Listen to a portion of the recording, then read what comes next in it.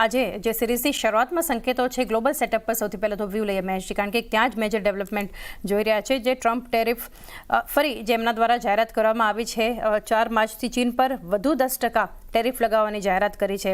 સાથે Canada, Mexico પણ 4 માર્ચથી જે છે અહીંયાથી જે ટેરિફ લગાવવાની વાત કરી હતી એ એક લાગુ કરવામાં આવશે. તો જે ગ્લોબલ માર્કેટ પણ અગર યુએસના માર્કેટ પણ જોઈએ તો નેગેટિવ એક્ટ કરતા આપણને દેખાડી રહ્યા છે. બધી બાજુ જે છે એક ટેરિફ ટેરર આપણને બતાવી રહ્યું છે. કઈ રીતે તમે જોઈ રહ્યા છો વૈશ્વિક બજારો તરફથી જે સંકેત છે એના પર એક વ્યૂ? ડેફિનેટલી વૈશ્વિક બજારો સાથે એક નેગેટિવ ન્યૂઝ છે और इम्प्लीमेंटेशन થઈ ગયો તો और भी नेगेटिव છે. तो हमारे हिसाब से બધા मार्केट नेगेटिव કરી રહ્યા છે और छोटी मोटी और नेगेटिविटी स्प्रेड और થઈ શકે છે. और मीनवेल इंडियन मार्केट में भी छोटी मोटी एक पेन जो છે આપણે જોવું મળી શકે છે. જી, ઓવરઓલ એક નેગેટિવ સેટઅપ અને ભારતીય બજાર પર પણ એક એની અસર દેખાઈ શકે છે.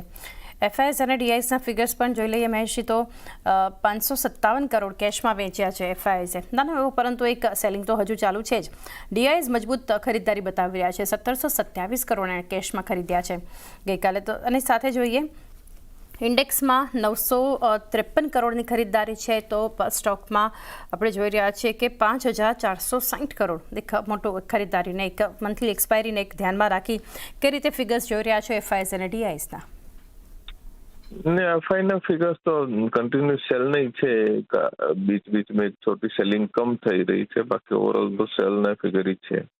તો અત્યારે પણ એક બીજી પણ નેગેટિવિટી ન્યૂઝ ચાલી રહી છે, તો એફઆઈ ટુ સેલ કન્ટિન્યુ રહી શકે છે. તો ચિંતાજનક છે કે ક્યારે એફઆઈ ની સેલિંગ ટૂંકશે. ઓવરઓલ એફઆઈ ની સેલિંગ કન્ટિન્યુ રહી શકે છે આવતા દિવસોમાં.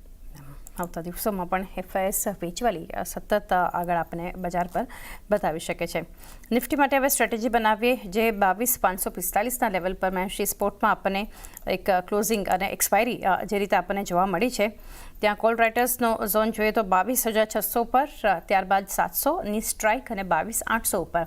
નીચેની તરફ એક્ટિવ પુટ રાઇટર્સ 22,500, 22,400 અને 22,300 માટે.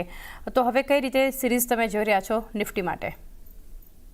निफ्टी में 22,500 लेवल तोड़े तो 22,350 तो फर्स्ट लेवल से, 22,350 ब्रेक करे तो 22,200 लेवल तक निफ्टी नीचे ना लेवल दिखाड़ी શકે છે. मीनवेल अपर साइड में 22,625 ने ऊपर सस्टेन करे तो 22,750 तक આપણે दिखाड़ी શકે છે.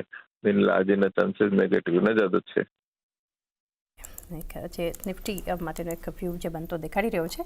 અને રોલ ઓવર જોઈએ તો સિરીઝમાં 81%થી વધી અને 84% જોવા મળ્યા છે નિફ્ટીમાં, અને સતત 5મો મહિનો કે જ્યારે આપણને એક નેગેટિવ ક્લોઝિંગ, નેગેટિવ એક્સપાયરી જોવા મળી છે.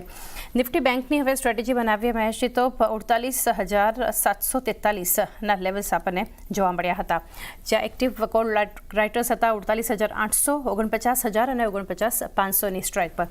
નીચેની તરફ પુટ રાઇટર્સનો ઝોન હતો 48,200, 48,000 અને ત્યારબાદ 48,800 માટે. અને જે રીતે રોલઓવર જોઈએ તો 82% એક રોલઓવર થઈ, એટલે નિફ્ટીની સામે નિફ્ટી બેંકના રોલઓવર સેટઅપ આપણને મજબૂત લાગી રહ્યા છે. પરંતુ તમે કઈ રીતે હવે એક સ્ટ્રેટેજી આપશો અહીંયા?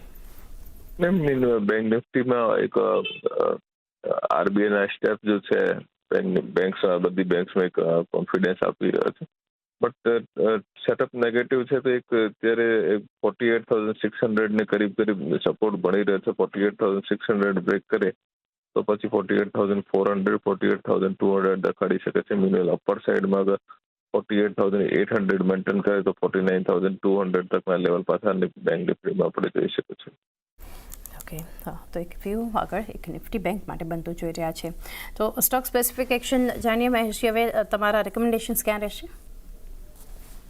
मीनवेल मार्केट तो नेगेटिव છે, કોઈ સ્પેસિફિક મોટું તો બોલતો એટલે કોલ ઇન્ડિયા કોઈ ડીપ મળે તો કોલ ઇન્ડિયામાં બાઇંગ કરીને ચાલી શકે છે. મીનવેલ એક કોલ ઇન્ડિયા તરફથી એક એક્શન આવ્યો પોઝિટિવ લાગી રહ્યો છે. તો મારા હિસાબથી કોલ ઇન્ડિયામાં એક લોઅર લેવલનો 355 થી 358ની કોઈ રેન્જ આવે તો પછી બાઇંગ કરી શકો છો. મીનવેલ સ્ટોપ લોસ 344 ને કરીબ રાખો. અપર સાઇડમાં 375, 385 ના લેવલ આપણે આવતા વાળા દિવસોમાં બંધ કરી શકે છે. ઓકે, તો કોલ ઇન્ડિયા પર એક બાયોડિપ્સની સલાહ છે 355 આસપાસના લેવલ્સ પર એન્ટ્રી કરો, 344નો સ્ટોપ લોસ રાખી શકો છો, 375 ત્યારબાદ 385ના લક્ષ્યાંક બતાવી શકે છે કોલ ઇન્ડિયા. એ સાથે મહેશજી, સમય થયો છે કે રજા લઈએ, તો આપના ડિસ્ક્લોઝર્સ જાણીએ. ને મારી કોઈ પર્સનલ પોઝિશન નથી, કંપનીની ક્લાયન્ટની પોઝિશન આવી શકે છે. મોમેન્ટમ ખરાબ છે એટલે વધારે બાયસ થોડુંક બ્રોડર માર્કેટ્સ માટે હજી પણ નેગેટિવ છે. Within the broader markets IEX ના ચાર્ટ સ્ટ્રક્ચર્સમાં ગઈકાલે હેડ એન્ડ શોલ્ડર્સ પેટર્નનું બ્રેકડાઉન આવ્યું છે, જ્યાં પ્રીવિયસ સપોર્ટ સ્વિંગનો સપોર્ટ પરના સ્ટોકે તોડ્યા છે. તો અમને લાગે છે કે નેગેટિવિટી અહીંયા થોડીક હજી કન્ટિન્યુડ રહેશે. 161ના સ્ટોપ લોસથી IEXમાં વેચવાલી કરવાની સલાહ રહેશે. 148ના આસપાસના ટાર્ગેટ્સ આપણને આ સ્ટોકમાં જોવા મળી શકે છે. એક રિલેટિવ આઉટ પરફોર્મન્સ આપણને NBFC સ્પેસમાં ઓફ લેટનું રિસન્ટલી જોવા મળ્યું છે, જેમાંથી ચોલામંડલમ ઇન્વેસ્ટમેન્ટના ચાર્ટ સ્ટ્રક્ચર્સ ઘણા સ્ટ્રોંગ કે પોઝિટિવ લાગી રહ્યા છે. તો આ સ્ટોક અમને લાગે છે કે ઇરિસ્પેક્ટિવ ઓફ માર્કેટ મૂવ એક પોઝિટિવિટી આગળ કન્ટિન્યુ રાખશે. તો ચોલામંડલમ ઇન્વેસ્ટમેન્ટમાં ખરીદારી કરી શકાય છે કરંટ લેવલ્સથી, અને અહીંયા 1400ની નીચે સ્ટોપ લોસ રાખવાની સલાહ રહેશે, અને 1480 ના આસપાસના ટાર્ગેટ્સ પોઝિશનલી આવી શકે છે. મારા તરફથી તો શોર્ટ કોલ રહેશે, અને વન કાઉન્ટર જેમાં હું શોર્ટ સજેસ્ટ કરીશ would be doctor Reddy's. Doctor રેડ્ડીઝમાં ગઈકાલે પણ રાઇઝનો જે એટેમ્પ્ટ હતો એ ફેલ જતો બહુ ક્લિયરલી દેખાણો હતો અપર લેવલ્સથી, અને આજે જો આપણે 1145 એની નીચે રહેશું, આ હું માર્ચના ફ્યુચર્સના લેવલની વાત કરું છું, 1145ની નીચે જ્યાં સુધી રહેશું ત્યાં સુધી ચાન્સીસ છે કે આપણે 1130ને તોડી અને 1110 1100 તરફ જવાની કોશિશ કરીએ. એટલે 1110 અને 1100ના ટાર્ગેટ રહેશે, 1145નો એસએલ રહેશે. અનધર કાઉન્ટર જેની હું ચર્ચા કરવા માંગીશ દેટ ઇઝ ડિક્સન ટેકનોલોજીસ. ડિક્સનમાં ઘણા બધા વખતથી સાઇડવેઝ મુવમેન્ટ બનીને બેઠેલી છે. આમ જોઈએ તો સ્ટોક એક ઇમ્પોર્ટન્ટ સપોર્ટ ઉપર છે, પણ ઓવરઓલ માર્કેટની વીકનેસ જોતા એવું લાગે છે કે આ સપોર્ટ હોલ્ડ ના કરે એવું બને. તો આપણે જ્યાં સુધી આમાં 14,000ની નીચે રહેશું ત્યાં સુધી મારો વ્યૂ નેગેટિવ રહેશે, અને ડાઉનસાઇડ પર આમાં આપણો ટાર્ગેટ બની શકે છે 13,500 અને 13,300.